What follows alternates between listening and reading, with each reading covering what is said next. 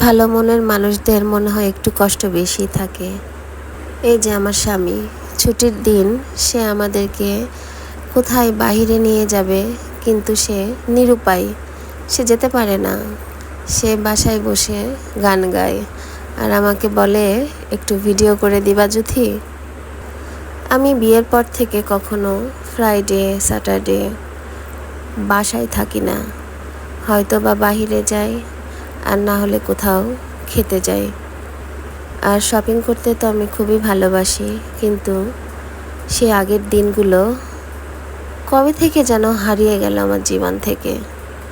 এই মানুষটা সংসার, সন্তান এগুলোকে সব সময় ভালোবেসেছে, সব সময় আগলে রেখেছে, কিন্তু সে নিজে এখন মানসিকভাবে বিপর্যস্ত। সারাদিন কি যেন টেনশন করে, তার কিছুই ভালো লাগে না। মানসিকভাবেও বিপর্যস্ত, শারীরিকভাবে বিপর্যস্ত। টেনশন করতে করতে তার অনেক অসুবিধা হয় শরীরে, তার অনেক রকম সমস্যা শুরু হয়ে গেছে। আমি জানি না তাকে কিভাবে সান্ত্বনা দিব। সান্ত্বনা দেওয়ার মতন ভাষাও আমার নাই, কারণ আমি যে কিছু করতে পারি না। আমি তো সংসারের মধ্যেই পড়ে আছি। সে তো আমাকে বাইরে বের হতে দিবে না, কখনো দেয়নি। সে চায় আমি বাইরের এই যুদ্ধটা না নিই, আমি ঘরের মধ্যে থাকি, সংসার সামলাই, বাচ্চা কাচ্চা সামলাই। এটাই আমার সুন্দর জীবন তার কাছে মনে হয়। আমিও সেই জীবনে অভ্যস্ত, কিন্তু তার জন্য আমার অনেক কষ্ট হয়, আমার মন পড়ে। আমরা খারাপ আছি, আমাদেরকে ভালো রাখতে পারছে না, এটার জন্য আমরা যতটুকু অসুখী, কষ্টে আছি, তার চাইতেও এই মানুষটা বেশি কষ্টে আছে।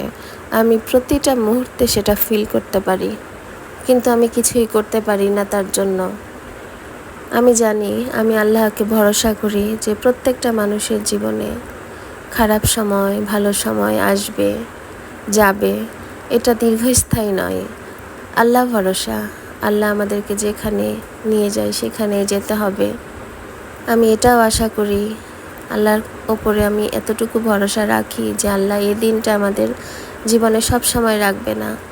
আমার স্বামীর মনের কত আশা, কত আক্ষেপ, সে আমাদেরকে কোথাও নিয়ে যেতে পারে না, কোথাও ঘুরতে নিয়ে যেতে পারছে না, ভালো কিছু দেখাতে পারছে না।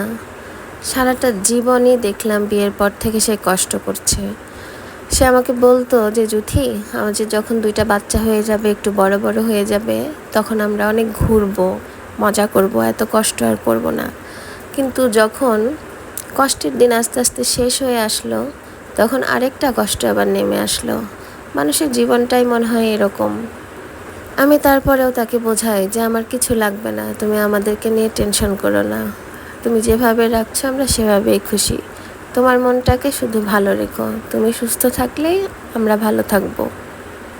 আমি 13 বছরের সংসার করছি, আমি কখনো আমার এই স্বামীটার উপরে রাগ করে কোথাও যাইনি, না বাবার বাড়ি না কোথাও। রাগ করে একটা দিনও মনে হয় কথা না বলে থাকিনি। আমি যখন আমার বাবার বাড়িতে সপ্তাহখানেকের জন্য বাড়িতে বেড়াতে যাইতাম, তখন আমি যেভাবে আমার সংসারটাকে ফেলে যাইতাম সেইভাবেই রাখতো। বিছানার উপরে যদি কোনো বাচ্চার জামা থাকতো, আমার জামা থাকতো, সেগুলো পর্যন্ত ও সরাতো না। আমি বলতাম তুমি অপরিষ্কার করে রাখো কেন? সে বলতো যে না, এগুলো তো আমার স্মৃতি, আমি এগুলো গন্ধ নেই, এই জামা কাপড়গুলো শুকিয়ে, বালিশটা শুকিয়ে দেখি আমার বাচ্চার গায়ের গন্ধ, তোমার গায়ের গন্ধ, কতটুকু ভালোবাসলে একটা মানুষ এরকম ধরনের কথা বলে। তার মানিব্যাগে সবসময় আমার ছবি থাকে। সে আমার সাথে সময়ের জন্যে খারাপ ব্যবহার করলেও সে নিজেই কান্না করে ভাসিয়ে ফেলে। সে একটা মায়া, এই মায়ার জন্য আমার অনেক মায়া। ভালো থেকো তুমি সব সময়।